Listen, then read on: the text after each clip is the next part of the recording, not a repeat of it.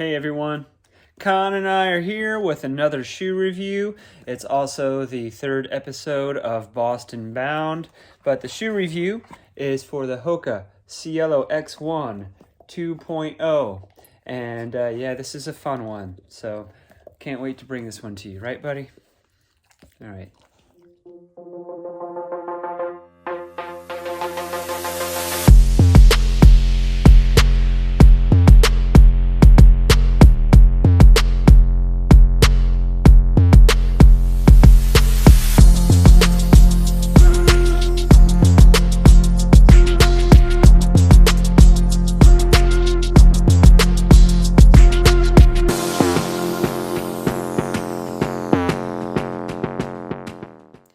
All right, let's talk about the specs and features of the Hoka Cielo X1 2.0. And I guarantee you by the end of this review, I'm going to be very tired of saying the whole name of this shoe.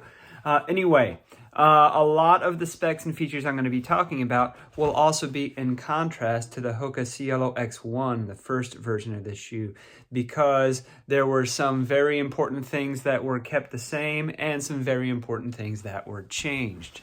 So let's start with the upper. The upper is a very breathable single layer mesh upper. There is no dynamic stretch to the upper, but I have tried it on. I won't really do a whole fit section. I will say it fits true to size. There's a little bit under a thumb width at my toe. It is kind of a pointy Hoka fit, but I would still suggest going true to size in this shoe. It's a very simple lacing enclosure. It's slightly reinforced where the lace loops are. These are the factory laces that came on it, and they are so much better than the trashy laces that came originally on the Hoka Cielo X1 first version, which I ripped out and switched and put in some aftermarket serrated laces in there.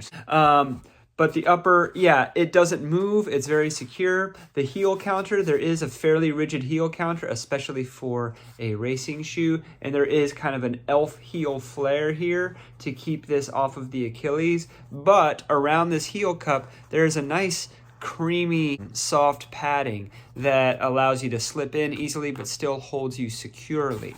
The tongue is very thin. There is no padding on the tongue. It is a textile tongue that actually, well, I think it's kind of the same textile as the upper, just without the film on it. However, there is a bit of an acrylic coating over here in the center where they have the Hoka branding there. And that acrylic coating adds a little bit more barrier between the laces and the top of your feet. So in trying this on, just in the store and walking around, I haven't noticed any potential issues with lace bite. I have not had to use the 7th eyelet, but it's there in case you need to do a runner's loop on your shoes. Moving down to the midsole, that's where the magic is in most shoes, but especially in the Cielo X1 line. It is a dual density PIBA midsole with the softest, bounciest feeling midsole closer to the feet, and it seems like there's a lot of it under the forefoot, but still a good amount of it under the heel. There is a winged carbon plate. I will tap the plate there, and a few strategic cutouts to save weight. This cutout in the heel, there's still some of that softer midsole there before you get to the plate, so you can really feel how soft it is. Also, when I stick my hands inside the midsole cavities there, you can tell exactly how much midsole is under the feet. That is more than 40 millimeters. However, this is still race legal because it's 40 millimeters right around here at however far it is back from the heel where it's legal to measure it.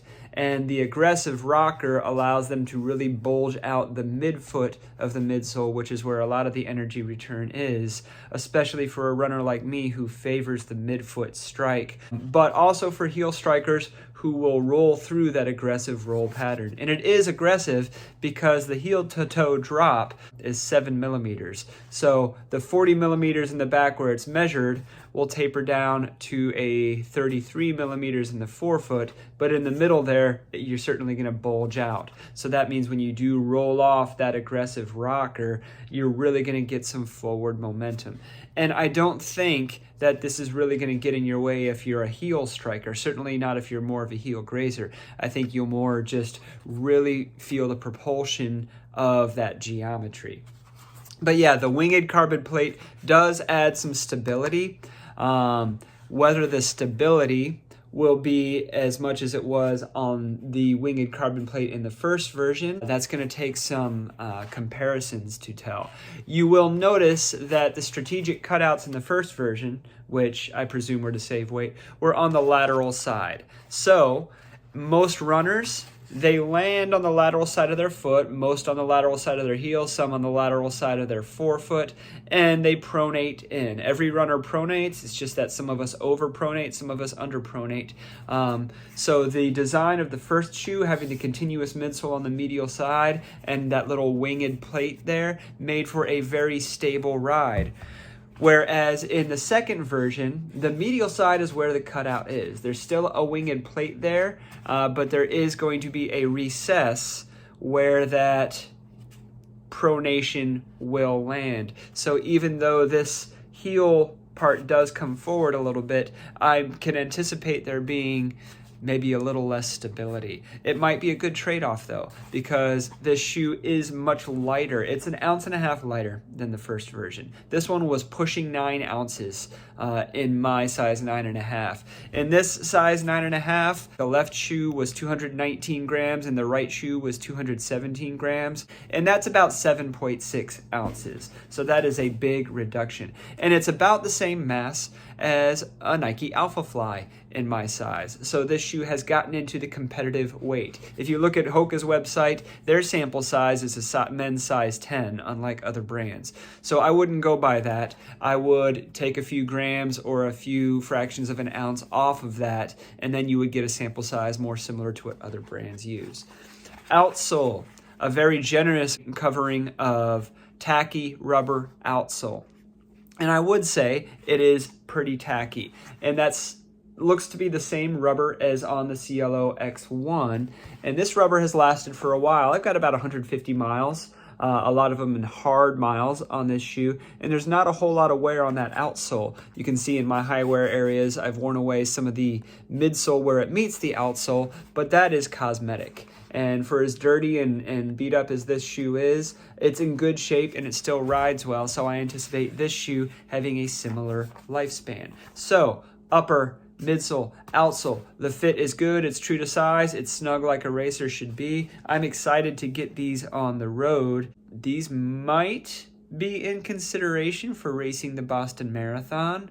We'll see. I will say that when the Endorphin Elite 2 comes out, I'm going to get that one. So that will likely be jockeying with this one to see who takes that top spot and see if either of them would work better than the AlphaFly 3.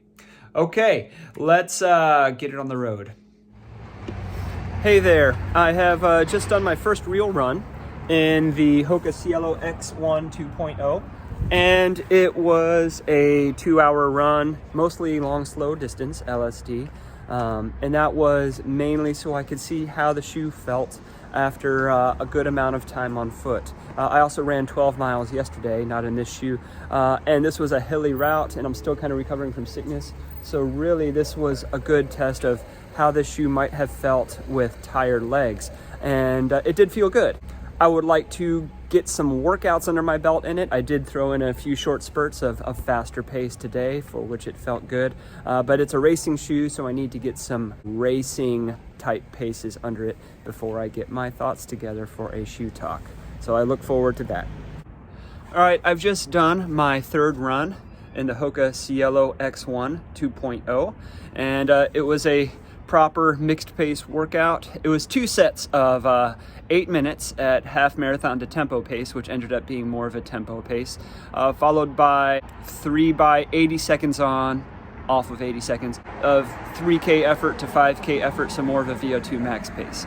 8 minutes, 3 by 80 seconds, 1 set, and then all of that again. I did the second set in the Brooks Hyperion Elite 4 PB to compare these two directly, because I'm doing a half marathon this weekend, Swap Rabbit half, and trying to decide if I should race the new shoe or just the new shoe that I had planned on racing it in, and they are very different. I will talk about the differences between these two shoes as well as others during the shoe off and the shoe talk. All right, it's shoe off time, and right here I have the Hoka Cielo X1 2.0. And I will be testing against the Hoka Cielo X1, the first version, the Hoka Rocket X2, the other Hoka Marathon racer, the Brooks Hyperion Elite 4 PB, which is the most recent shoe that I've tested, other than this one, the CloudBoom Strike, the Adidas Adios Pro 4, and the Nike AlphaFly 3. Lots of marathon-centered racers here, some of them that could do other distances as well, but these are the more long-distance super shoes in my mind. All right, we were having some GoPro issues with it cutting in and out. Got a little bit of footage, but couldn't get all my thoughts on the run, so I'll do it right here in the car. So I was testing the Hoka Cielo X1 2.0 against all of those other shoes. Longest name. I hate how the names are getting longer. So compared with the Cielo X1, the previous version, it has the same bounce. They have the same midsole, but the Cielo X1 2.0 is about 1.5 ounces lighter. It's more than 40 grams lighter per foot. The foot that had this shoe on it was bouncing a whole lot more than the foot that had the previous version on, just because there was a lack of weight. That was the biggest difference. The first version is still more stable because the cutout was on the lateral side, whereas the new one has the cutout on the medial side. So if there is any overpronation, you're really going to feel that recess in the midsole there. Now, against the Hoka Rocket X2, the Cielo X1 2.0 is about the same weight as this one now. In fact, in my size, it's a little bit lighter. 3 or 4 grams lighter. Think about, 0.1 or 0.2 ounces lighter. Same midsole compound, although I think the Cielo X1 2.0 has a dual density compound, which makes it a little bit more bouncier closer to the foot. This is a very versatile shoe. It's like the original Vaporfly, can do everything from 5K to the marathon. I think it might be more versatile, and since it's lower to the ground, a little more stable than the new Cielo, but the Cielo is a lot bouncier. It's more fun, and I don't think it's quite as versatile, but for a longer race, I would want something fun like this on my foot. Now, against the Brooks Hyperion Elite 4 PB, this shoe was poppier than the Cielo X1 2.0. Not as poppy as, say, the Asics Metaspeed Edge Paris, but a lot poppier than, well, some of these other marathon racers. It was a little softer in the heel and firmer and poppier in the forefoot, whereas the Hoka Cielo X1 2.0 had that very soft midfoot, soft and bouncy midfoot, where it actually was more than 40 millimeters there. So if you want to bounce along and have fun while you're bouncing along for a long time, this would be your shoe, the Hoka. Whereas if you wanted something where you're cranking out hard miles for maybe not quite as long a time, then it'd be the Hyperion Elite 4 PB. After that, I switched shoes with the Hoka, and then I went with the CloudBoom Strike. This shoe is about the same weight, maybe a couple of grams lighter than the Hoka, but the midsole is a little bit less exciting. Now, it's more stable, and there's more midsole under the forefoot. It's a lower drop shoe, but still a high stack, so I still have 36 millimeters under the forefoot here, which is more than the Hoka has. So this shoe is really good for cruising at maybe marathon pace, maybe half marathon pace, depending on the course, but I didn't really feel like I could get as much fun bounce out of it as I could out of the Hoka. However, cruising for a long time, maybe for a road ultra, if you can get around this fussy upper, then this would work great, but the Hoka is going to be a more aggressive shoe. Now, when I had the Adios Pro 4 on one foot and the Hoka Cielo X1 2.0 on the other, these two felt like a similar level of aggressiveness, both of them having an aggressive rocker, what with the Adios Pro 4 having its rocker starting at 60% of the shoe's length now. It almost felt like a little brother to the Hoka Cielo X1 2.0, whereas this has more under the midfoot, but this is more lithe and nimble and a little bit lighter. This is closer to the 200-gram range. And I would think that for races with a duration anywhere from 15 minutes to 90 minutes, so maybe a 5K to a half marathon for most runners, for quick runners, then this might be what I would choose in those cases. But for races that would last longer than 90 minutes, half marathon to a marathon, they would kind of cross over at the half marathon distance, then the Hoka might be a more strategic choice. And finally, you can't have a conversation with marathon super shoes without including the AlphaFly 3 in this case. Now, in my size 9.5, the AlphaFly 3 and the Hoka Cielo X1 2.0 have the same mass. They're both about 7.6 ounces or about 217 grams, depending on the variation between the left and the right foot. The AlphaFly felt a little bit chunkier, and that's mainly because of the forefoot. If you watch my channel, you know I am a pretty dominant forefoot striker, forefoot to midfoot. You can see where my wear area is on that lateral forefoot. And it's mainly because I'm landing on and activating those air pods is where I could really feel the difference. Now this shoe, or at least the other colorway of it that I wore at Houston, because it has that wide profile in the forefoot, I was kind of scraping my opposite leg with it. And I don't get that in the more nimble profile of the Hoka Cielo X1 2.0. I wouldn't really describe this profile as nimble, except compared to this chunky wide forefoot here. You can definitely feel the mechanical elements in the AlphaFly, and I think they help you, they propel you forward, but this is a case where the aggressive rocker actually feels more natural than all of the different elements working together in the AlphaFly 3. So it depends on what you're wanting. Sometimes it's a little bit more natural to have a geometric aggressiveness rather than a mechanical aggressiveness. So I guess it would depend on what results you're looking for and what level of underfoot mindfulness you are willing to deal with, as far as really being aware of the AlphaFly 3 or letting the aggressive rocker kind of just settle into its rhythm with the Hoka Cielo X1 2.0. All right, that is my shoe off shoe talk, and yeah, hopefully more thoughts coming on this. Okay, so that's it for the shoe off. Lots of high-tech shoes here.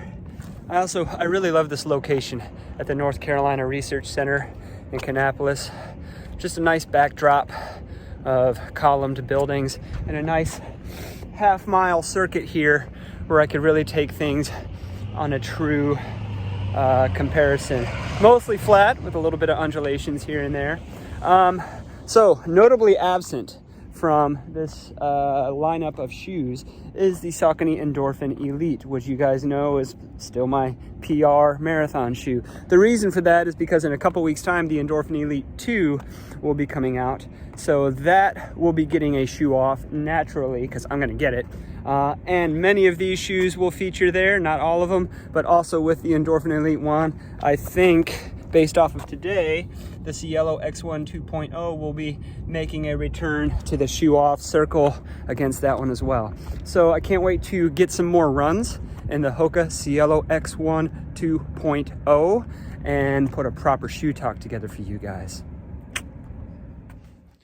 All right, shoe talk time. Once again, you clicked on this video, so you know I'm talking about the Hoka Cielo X1 2.0. Yeah, I've really been enjoying my time in this shoe. I've done a few runs in it now, including a long run, a workout. I was looking at it for an upcoming race, the Swamp Rabbit Half, which I will be running probably on the day that this video comes out. I'll be using a different shoe according to the poll that a lot of my viewers are responding to. However, I do plan to use this for at least one race within this training block leading up to Boston, if not for Boston itself.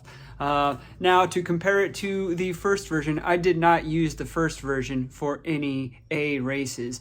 I wouldn't really say I raced raced in it, but I mean, I did use it for a lot of pacing gigs, pacing half marathons, like 90-minute half marathons. I've paced the Charlotte Marathon in this, and it felt great after pacing a 3:15 marathon. It felt just as good after that as it did at the start of it.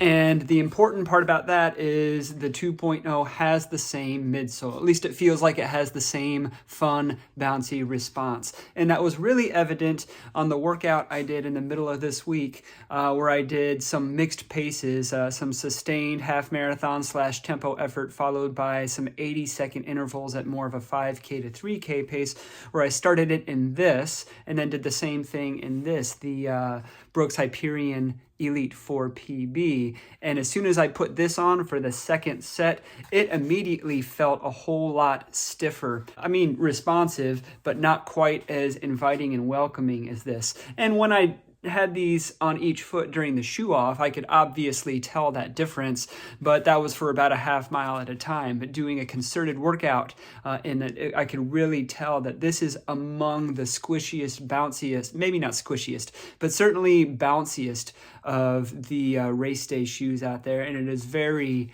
marathon centric. When I was doing the 8-minute intervals that were at kind of a sustained pace, it felt really good to bounce along. Almost made me want to elongate my stride. And I'm a cadence runner, so I don't know if that's a good thing or a bad thing, but I know that when I settled into more of an elongated stride, I wasn't focusing on really upping my cadence. It let me just kind of bounce along at that 6-minute or low 6-minute pace. Whereas when I was doing those 80-second intervals at 5:30 pace, 5:20 pace, and really picking up the cadence, something like the Hyperion Elite 4 PB or the ASICS Meta Speed series, or maybe even the Puma DV8 Nitro Elite 3 might have been more appropriate. But for a marathon, or for a race longer than a marathon, this would be a race day option. In fact, one of my viewers was asking a question specifically on one of my other videos about what shoe would be good for a fast, flat 50K on a paved or possibly a cinder, fine graveled surface. And I think this would be perfect for that. The thing that I was mentioning at the start of the video when talking about the specs and features is the movement of the cutout. Whereas in the first version, the cutout in the midsole to save weight was on the lateral side, but the medial side was nice and continuous. So through the pronation phase of the transition, there was a lot of support there, especially with this winged plate there. Now, when I'm walking around or even just running easy, it's very evident that that space is there and it's not as supportive. But when I was at a workout pace or a race pace, and maybe I just was either going through that phase more quickly or not allowing my foot enough time to pronate, or maybe I was just biased towards the forefoot during those speeds, I really didn't notice that as much. So the difference in stability was not as evident at a faster pace. So I don't think stability is going to be a problem unless you're running... Oh, Khan's having some issues down there. Unless you're running something like a 4-hour marathon and you're going to be out there a little bit longer and possibly running at some more steady paces where you're not really able to get up on that forefoot. But this is certainly up there with the AlphaFly 3 and the Endorphin Elite 1. Again, I haven't tested it against the Endorphin Elite 2 because it has not been released here. I don't have my hands on it yet. I think I would choose this over the CloudBoom Strike in most cases. So I'm very happy with this update. It brings the Cielo X1 2.0 into the top tier of marathon racers, whereas the first version is now just going to be relegated to super training. All right, thank you for watching this review of the Hoka Cielo X1 2.0.